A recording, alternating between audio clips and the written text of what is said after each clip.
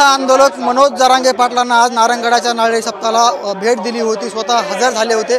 त्यांनी कीर्तनाचा आस्वाद घेतलेला आहे। माझ्यासोबत स्वतः पाटील आहेत। पाटील साहेब, आज नारायणगडाच्या या 71व्या नारळी सप्ताहाला तुम्ही सहभागी झालेला आहात। आज सप्ताहामध्ये स्वतः तुम्ही हजर झालेला आहात, सहभागी झालेला आहात। हो, नगद नारायण महाराजांचा फिरता नारळी अखंड हरिनाम सप्ताह, त्यानिमित्तानं आम्ही कट्टर भक्त आहेत। त्यामुळं आज अखंड हरिनाम सप्ताहाच्या काल्याच्या कीर्तनाच्या निमित्त भाविक भक्तांचा सगळा आशीर्वाद घेतला, नगद नारायणचा आशीर्वाद घेतला। आणि तब्येत खराब झाल्यामुळं आता पुन्हा निघालो मी, थोडी तब्येत खराब झाली। तुम्ही आता ज्यावेळेस सप्ताहामध्ये सहभागी झालेला होता, मात्र तुमची तब्येत एकदम खालावलेली होती।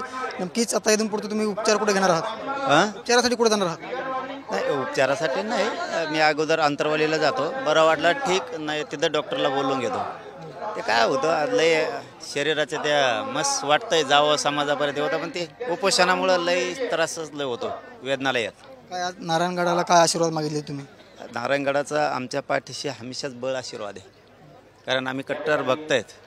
छत्रपती शिवरायांचे मावळ्यांचे विचार घेऊन आम्ही जसं कट्टर भक्त शिवभक्त म्हणून चालतो, तसंच आम्ही गडाचे सुद्धा कट्टर भक्त आहेत, हिंदू धर्माचेही कट्टर भक्त आहेत आणि समाजाच्या लेकराला न्याय मिळवून देण्यासाठी लढतो।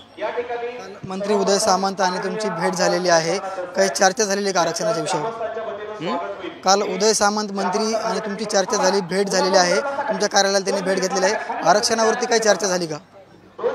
कशावरती? आरक्षणाच्या विषयावरती। आरक्षणावरती चर्चा झाली की 3 महिन्यात त्यांनी तात्काळ 4 मागण्या म्हणले होते आणि 3 महिन्यात देऊ म्हणले होते। 3 महिने झाले सुद्धा 30 तारखेला आता एप्रिलच्या होतील, तर फडणवीस साहेब मुख्यमंत्री यांनी त्यांचे प्रतिनिधी पाठवले होते की 3 दिवसात 3 महिन्याच्या आत करतो म्हणून। आता होऊन गेले, आणखी समिती काम करत नाही आहे आणि जे जिल्ह्याभर म्हणजे राज्यातल्या 36 जिल्ह्यात जे काही अधिकारी, काही म्हणतो मी, देवेंद्र फडणवीस साहेबांनी जर सक्त आदेश दिले असते अधिकाऱ्यांना की तुम्ही कुणबी नोंद निघाली की रोखायचे प्रमाणपत्र द्यायचे अजिबात नाही, नोंद निघाली की कुणबी प्रमाणपत्र द्यायचे, व्हॅलिडिटी पण गरिबाला लगेच देऊन टाकायची, हे जर आदेश दिले असते तर गरिबांच्या लेकराची हेळसांड झाली नसती। आज ॲडमिशन आहेत, ॲडमिशन असून सुद्धा कित्येक तरी तालुक्यातले शेकडो प्रमाणपत्र रोखले गेले विनाकारण।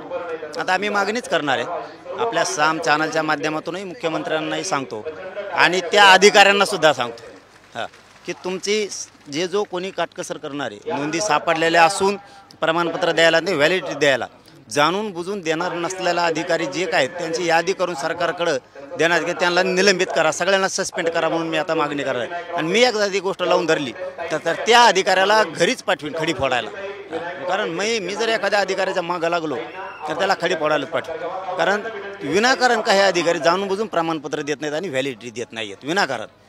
असे बरेच तालुके आहेत राज्यातले आणि बरेच जिल्हे पण आहेत, त्यांना नीट करणार आहे मी आता। त्यांनी जर आता तातडीनं प्रमाणपत्र द्यायला, व्हॅलिडिटी द्यायला सुरुवात नाही केली तर यांना सस्पेंड करण्याची मागणी मी करणार आहे। आणि सरकारनं सुद्धा, मुख्यमंत्री म्हणून त्यांनी सुद्धा आदेश द्यायला पाहिजे की नोंद सापडल्याच्या नंतर ताबडतोबीनं प्रमाणपत्र द्या आणि व्हॅलिडिटी द्या, हे सुद्धा आदेश मुख्यमंत्र्यांनी द्यायला पाहिजे। नुसते मजा नाही घ्यायला पाहिजे लोकांची मुख्यमंत्र्यांनी सुद्धा।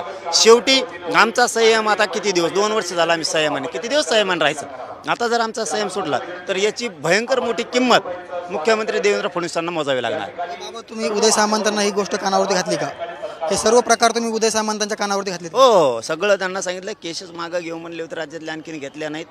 गॅजेट तिने लागू करू म्हणले होते, ते तिनेही गॅजेटियर लागू केले नाही आहेत। शिंदे समिती ही काम करत नाही आहे, नोंदी सापडलेल्या असून प्रमाणपत्रही दिले जात नाही आहेत, व्हॅलिडिटी दिली जात नाहीत। याचा अर्थ अधिकारी जाणून बुजून करतायत। आता जे अधिकारी तसं करतायत त्यांना आता सस्पेंड करायची मी मागणी करणार। संतोष देशमुख हत्या प्रकरणाला 4 महिने पूर्ण झालेत, कृष्णा आंधळे फरार आहे, मात्र त्याच्या शोधासाठी आता SIT मधनं 2 कर्मचाऱ्यांची वाढ करण्यात आलेली आहे। नाही हो, त्या विषयावर नाही बोलणार आपण, ते विषय आपल्यासाठी थोडक्यात संपलेला आहे, कारण ते जर अंधारातून म्हणत असले आपल्या चॅनलवरती काहीतरी झालं की आम्ही ठरवूनच आरोपी करायचे थांबविलेत, तर मग आम्ही बोंबलून काय करावं, याला अटक करा, त्याला आरोपी करा, याला अटक करा, त्याला आरोपी करा। देवेंद्र फडणवीसनी प्रतिनिधीच्या माध्यमातून गेम टाकलाय की काय? देवेंद्र फडणवीसनी त्याच्यात आरोपीच होऊ द्यायचे नाहीत आणि संतोष देशमुखांना न्यायच द्यायचा नाही ठरवलं असेल तर आम्ही जनतेनं बोंबलून तरी काय करावं? आम्ही रोज म्हणतो याला आरोपी करा, त्याला आरोपी करा, त्याला आरोपी करा, आणि सरकारचे प्रतिनिधी सांगतायत की आम्ही काही गोष्टी ठरवूनच त्यांना नाही घ्यायचं ठरवलंय. आता नाही घ्यायचं ठरवलं म्हणलं इथं बोंबलून का उपयोग आहे गोरगरिबाचा. मी तर जिंदाबाद आहे. मी तर देशमुख कुटुंबांना ज्या दिवशी बी अडचण येईल ना त्या दिवशी मी जिंदाबादच आहे.